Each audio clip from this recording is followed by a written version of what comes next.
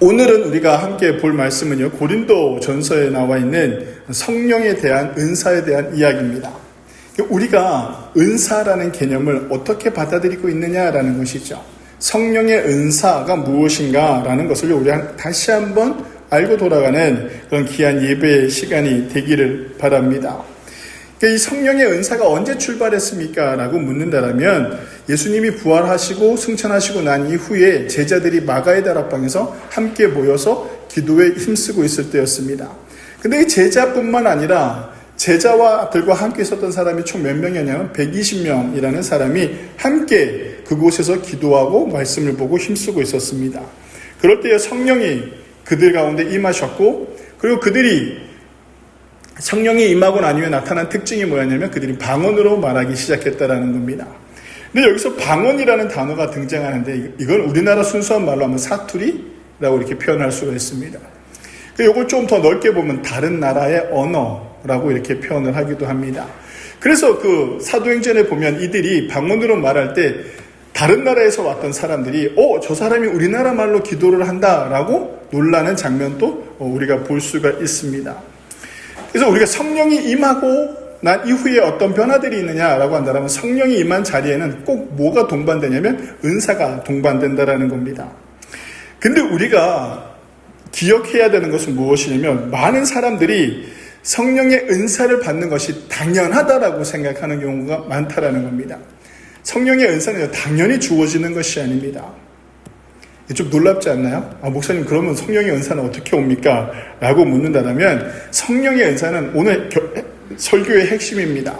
내가 하나님의 일을 위해 그 삶의 자리에 있느냐라는 것입니다.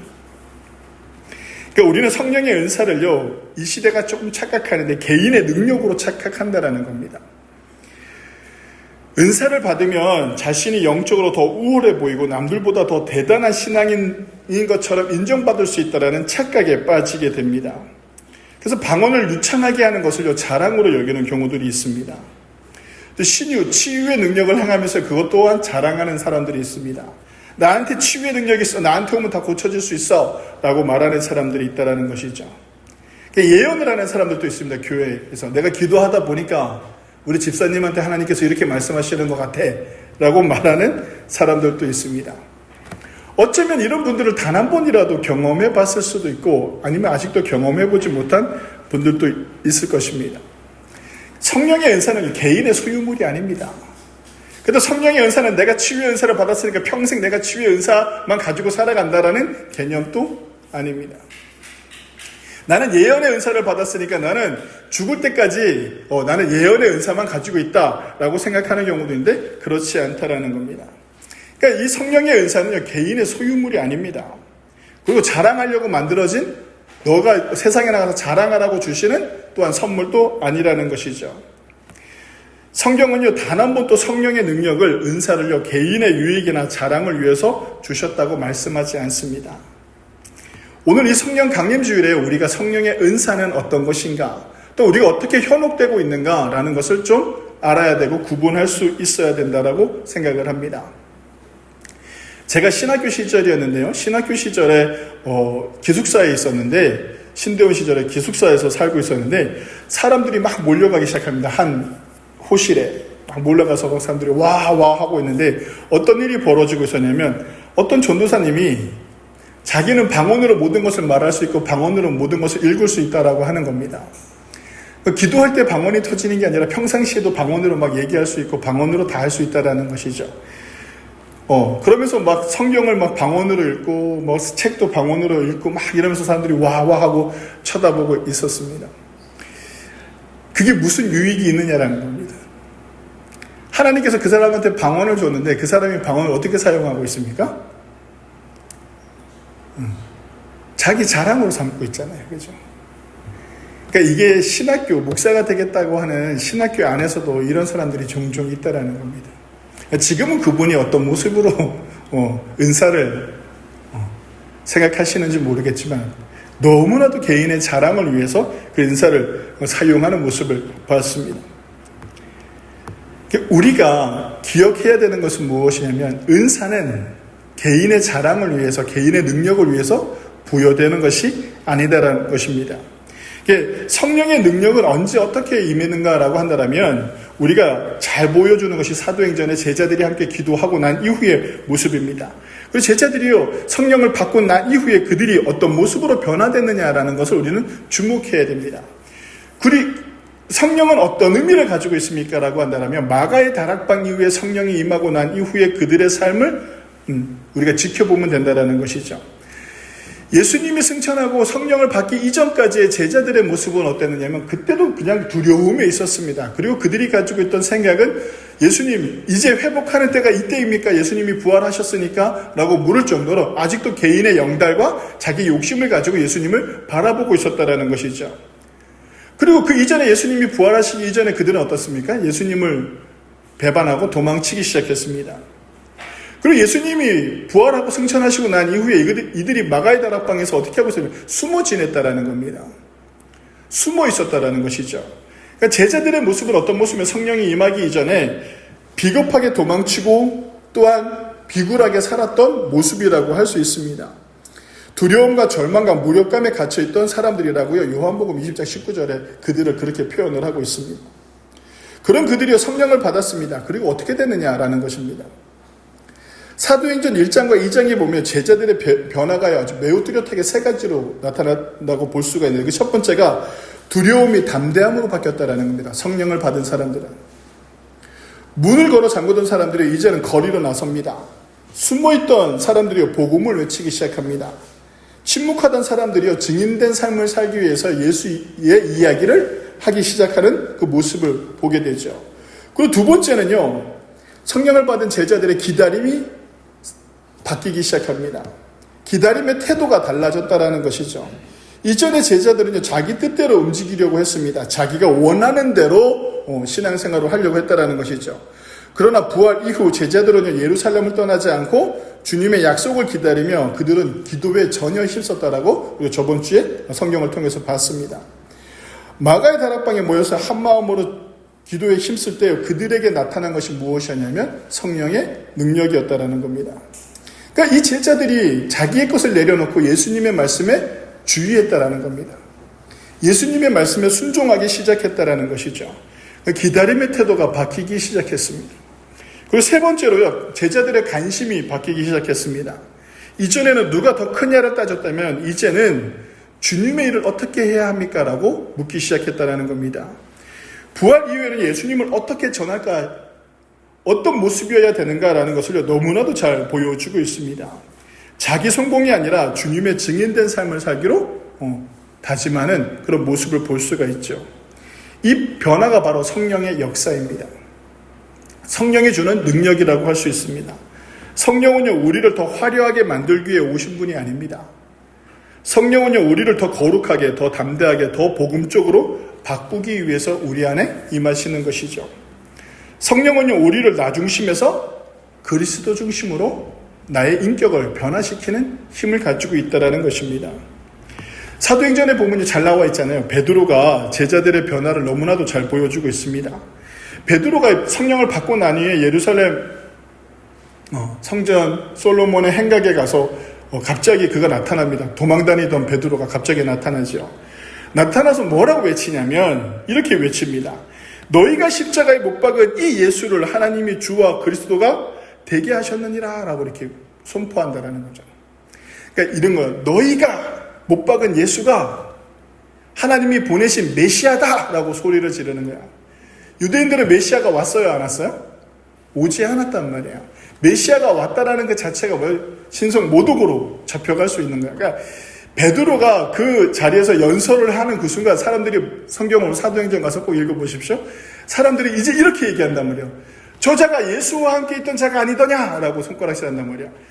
예수님이 십자가에 못 박히시기 전에 잡혀갔을 때 사환이 와서 너도 예수와 함께 있던 자가 아니냐라고 했을 때 베드로는 어떤 모습을 보였습니까? 나는 아니다. 또 너가 예수와 함께 있던 자가 아니냐? 나는 아니다. 몇 번을 부인합니까? 3번을 부인했던 베드로였습니다. 왜 부인했습니까? 지가 살려고. 나는 살아야 되지 않겠냐? 이런 마음을 가지고 있었다라는 것이죠. 근데 성령을 받고 난 이후에 베드로의 모습은 어떻습니까?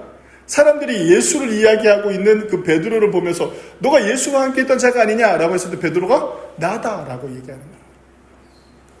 그리고 난 이후에 베드로가 어떻게 하느냐면 솔로몬 행각에 앉아있는 날 때부터 서지 못했던 안진뱅이에게 갑니다.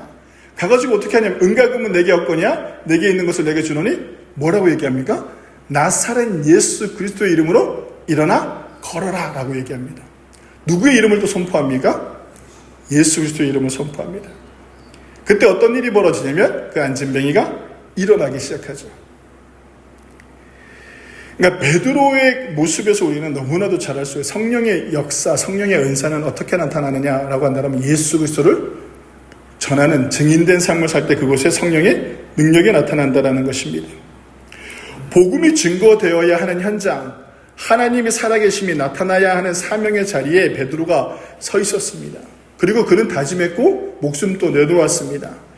그래서 신유의 은사를요, 하나님께서 성령을 통해서 베드로에게 통과시켰다라는 겁니다. 이해가 되시나요?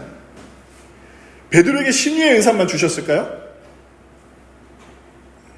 그리고 베드로가 사역을 한번 잘 보세요. 사도행전을 보면 베드로의 사역이 자, 아픈 사람들 다 나한테 오세요. 내가 고쳐줄 겁니다. 다 나한테 오세요. 어디서 많이 들어보셨죠? 초대 우리 한국교회가 그랬다라는 겁니다. 하나님이 주신 성령의 은사가, 치유의 은사가 그냥 그 순간 필요했던 것이지 나를 통해서 통과되었다라는 표현을 써야 돼요. 우리는 여기 아픈 사람이 있어. 내가 이 사람한테 복음을 전하는데 하나님께서 그 복음을 전하는 나를 통해서 어떻게 해요? 성령의 은사, 치유의 은사를 나를 통해서 그 사람에게 임하게 한다. 나를 통해서 치유의 은사가 가는 그 순간 그 은사는 나의 것이 아니라 어떻게 된 겁니까? 그 사람을 통해서 사라져버렸다라는 거야. 그럼 이제 내가 또 그렇게 복음을 전하는 자리가 아픈 사람들을 향한 복음을 전하는 자리라면 그곳에 계속 치유의 은사가 나타날 것입니다. 하지만 내가 누군가를 구제해야 되는 자리라면 그 구제하는 자리에 치유의 은사가 무슨 의미가 있겠냐라는 거죠. 그렇지 않겠습니까? 위로를 받아야 되는 사람들한테 병을 고치는 치유의 은사가 무슨 의미가 있냐라는 것이죠. 그러니까 우리가 이걸 잘 알아야 됩니다. 은사는요, 내가 서 있는 자리에 하나님께서 필요한 것으로 채우신다라는 겁니다. 당시 예수 이름을 거론하는 것은요, 죽음을 각오하는 일이었습니다. 복음을 위해 죽음을 각오했던 베드로에게 나타난 것은요, 바로 성령의 능력, 은사, 그 치유의 은사가 그를 통해서 나타났다라는 것입니다. 그러니까 우리가 예전에는 이 치유의 은사가 있으면 나는 가만히 있고 그래, 아픈 사람들 나한테 다 와, 이런 식이었다라는 거죠.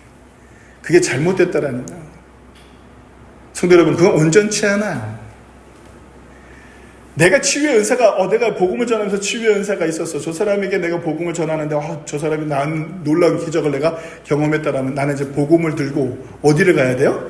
아픈 사람들을 찾아다녀야 되는 거예요. 나에게 오라는 것이 아니라 그들이 있는 곳으로 내가 향해 가야 된다는 것이죠. 근데 우리는 바뀌었단 말이에요. 그러니까 왜 나한테 오라는 건 뭐예요? 자기 영광을 드러내는 거잖아요. 야, 저기 치유연사는, 저기 어떤 목사님이 치유연사가 있대. 거기 가자. 야, 저기 가서 안수 받으면 나올 수 있대. 거기 가자. 다 잘못된 거예요. 그럼 이 설교를 듣고 있는 인터넷으로나 이 설교를 듣고 우리 성도님들이나 또 뜨끔하시는 분들이 있을 수 있어요. 맞아요. 잘못된 거예요. 정말 누군가가 정말 그 치유의 은사가 있다면 그 치유의 은사를 들고 복음을 향해, 믿지 않는 사람들을 향해, 아파하고 있는 그들을 향해 나아가시기 바랍니다. 당신을 찾아올 수 없는 그 사람을 찾아서 헤매라는 거예요.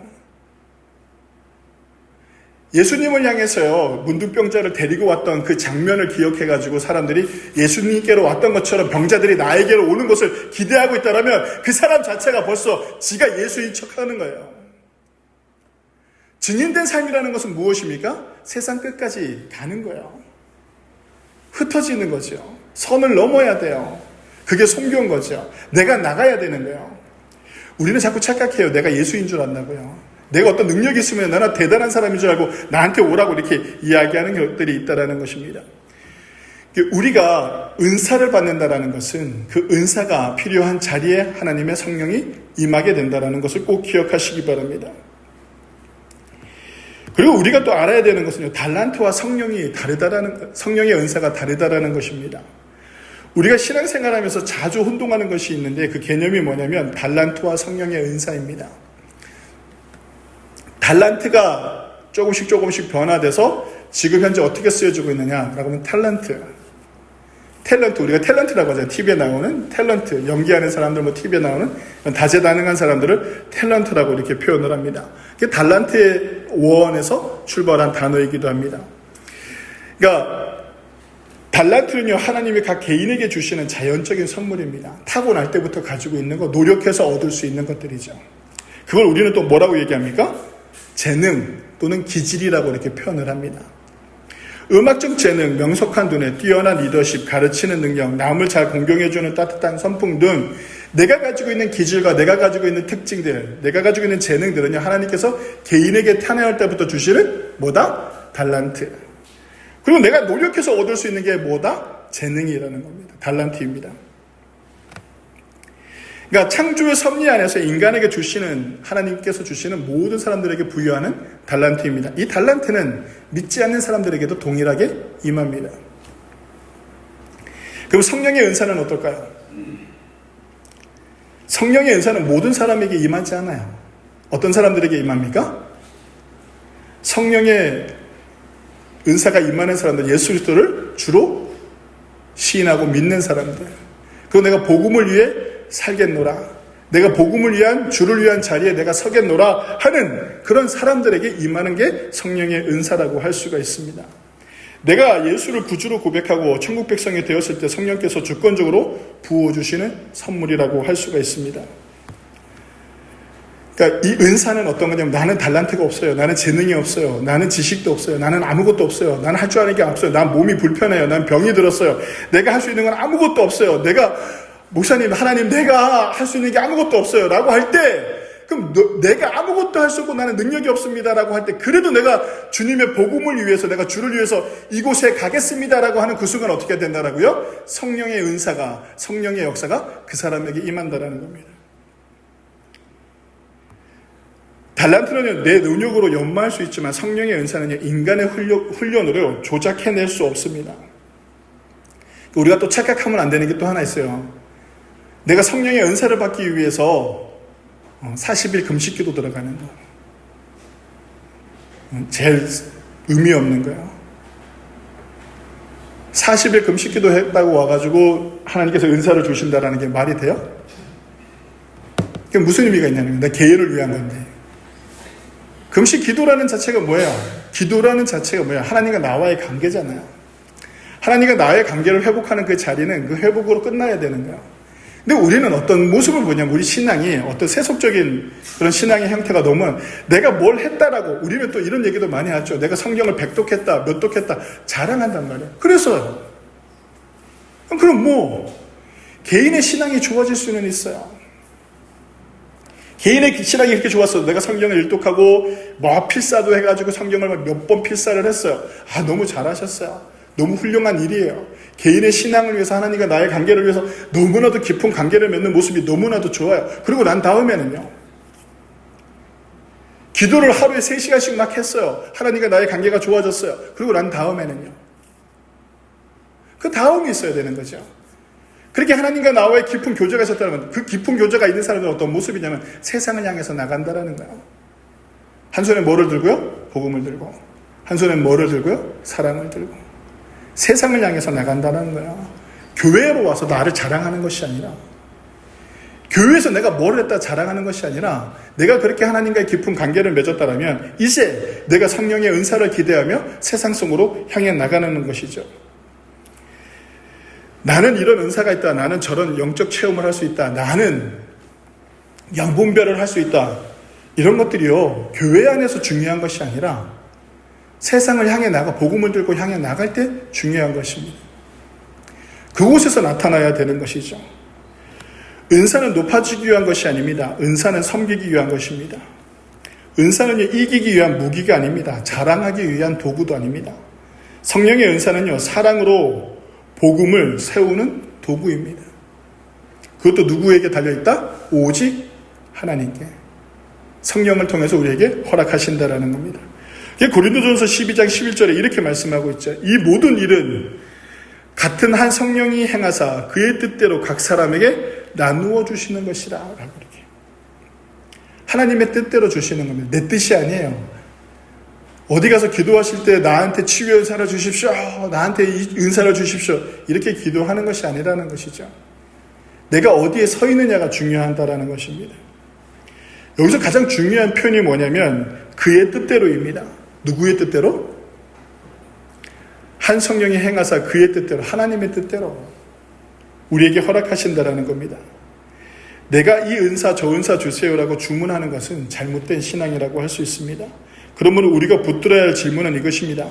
내가 어떤 은사를 받고 싶은가가 아니라 지금 내가 서 있는 자리에 하나님이 원하시는 일을 내가 하고 있느냐라는 것입니다. 내가 어떤 은사를 소유했는가 아니라 내가 지금 누구를 섬기고 있는가라는 것입니다. 내가 얼마나 특별한가가 아니라 내가 얼마나 복음에 힘쓰고 있는가라는 것을 먼저 생각해야 된다는 것이죠. 성도 여러분, 이 점을 분명히 해야 합니다. 달란트는 하나님이 주신 개인적인 자원일 수 있습니다. 그러나 성령의 은사는요, 교회를 위한 하나님의 복음을 위한 하나님의 능력이 임하는 자리라고 할 수 있습니다. 만약 교회가요, 이 둘을 구분하지 못하면 어떤 일이 발생되냐면 세상에서 노래 잘하는 사람이며 찬양 도중에 자기 실력을 자랑하는 자리가 됩니다. 그러니까 찬양이 자꾸 화려해져야 돼요. 노래 못하는 사람 성가대 못 쓴다니까요. 요즘 대형 교회 가잖아요. 성가대 쓰려면 어떻게 되는 줄 알아요?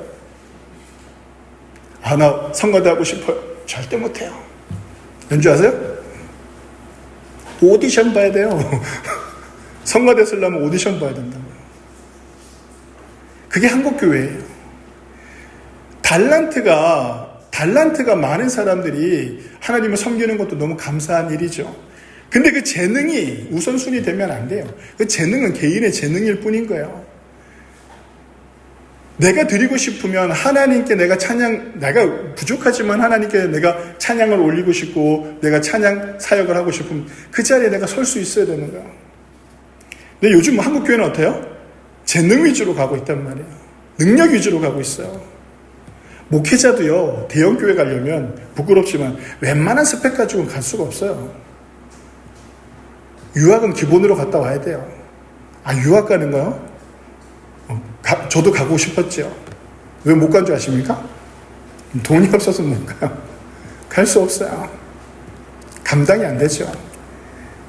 그러니까 이게 성령의 은사가 아니라 재능과 능력이 위주가 되는 교회가 되다라 보면 어떻게 되느냐면 이제는 세상에서 경영을 잘하는 사람들이 교회를 경영하기 시작한다라는 거예요. 하나님의 뜻이 중요하지 않아요. 달란트와 은사를 구분하지 못하면 하나님의 뜻이 중요하지 않아요. 그래서 세상에서 경영하던 방식대로 교회를 경영하기 시작했다라는 겁니다. 그게 우리 한국교회 교회 성장학이라고도 할 수가 있죠. 이렇게 많은 오류들을 범할 수가 있다라는 겁니다. 우리가 은사의 작동 원리를 한번 알아야 됩니다. 구하는 것이 아니라 순종하는 자리에 성령의 은사가 나타나게 되어 있다는 것이죠. 많은 성도가 기도원에 가서 부흥에 가서 나의 성령의 은사를 받기를 기대하지 않기를 원합니다. 은사를요 목표처럼 적어놓고 하나님 앞에 기도하지 않기를 원합니다. 이제는 하나님의 뜻을 구할 수 있어야 돼요. 성도 여러분, 나를 위해서 목표를 적어놓고 기도 제목을 만들지 않기를 원합니다. 혹여나 우리 교회는 이제 처녀 청각들이 없으니까 이 설교가 큰 의미가 없겠지만 이 회화가 나의 배우자를 위해서 20가지 30가지의 나의 목표를 적어놓지 말란 말이에요. 아무 의미 없어요. 내 고집과 내 아집으로 하지 말라는 것이죠. 하나님의 뜻이 무엇인가를 먼저 알아야 된다는 겁니다. 그것이요 하나님께서 주시는 나에게 큰 은혜가 있고 은사가 있는 것입니다. 핵심은요, 내가 주님의 일, 복음을 위해 지금 어떤 삶의 자리에 있느냐라는 것입니다. 내가 원하는 은사를 달라고 기도하는 것이 아니라 지금 내가 주님의 도구가 되기 위해서 어떤 사명의 자리에 서 있느냐라는 것이죠. 내가 그 사명을 감당하기 위해서 서 있는 그 자리에 하나님께서요 나에게 그 필요한 은사를 부어주신다라는 겁니다. 그것을 꼭 기억하시기 바랍니다. 내 주변에 아파서 고통당하고 있는 믿지 않는 사람들이 있다면 그들을 위해서 가서 기도하시기 바랍니다. 예수 그리스도의 사랑을 전하고 그들에게 예수 그리스도의 섬김을 보여주며 그들과 함께하면서 그들에게 기도하시기 바랍니다. 그럴 때 어떤 일이 벌어지냐면 나의 기도를 통해서 나의 사랑을 통해서 그곳에 치유의 역사가, 성령의 역사가 나타난다는 것입니다. 내가 선 그 자리에 필요한 은사를 하나님께서 정확하게 공급해 주십니다. 그리고 바로 그 사명의 자리에서 묵묵히 주의 일을 감당할 때 우리의 삶에는 비로소 성령의 열매가 나타나기 시작한다는 겁니다. 마지막으로 제가 여러분들에게 말씀드리고 싶은 것은 성령의 은사에는 꼭 무엇이 따른다? 열매가 따르게 되어 있다는 겁니다. 은사는 하나님의 일을 하기 위한 수단이자 은혜의 선물일 뿐이지만 열매는요, 내 인격과 삶이 예수 그리스도로 닮아가는 결과물로 나타나는 것입니다. 중요한 것은요, 성령의 은사와 성령의 열매는 서로 분리되지 않습니다. 성령의 은사는 따로 있고 성령의 열매는 따로 맺는다. 그렇지 않다라는 것이죠.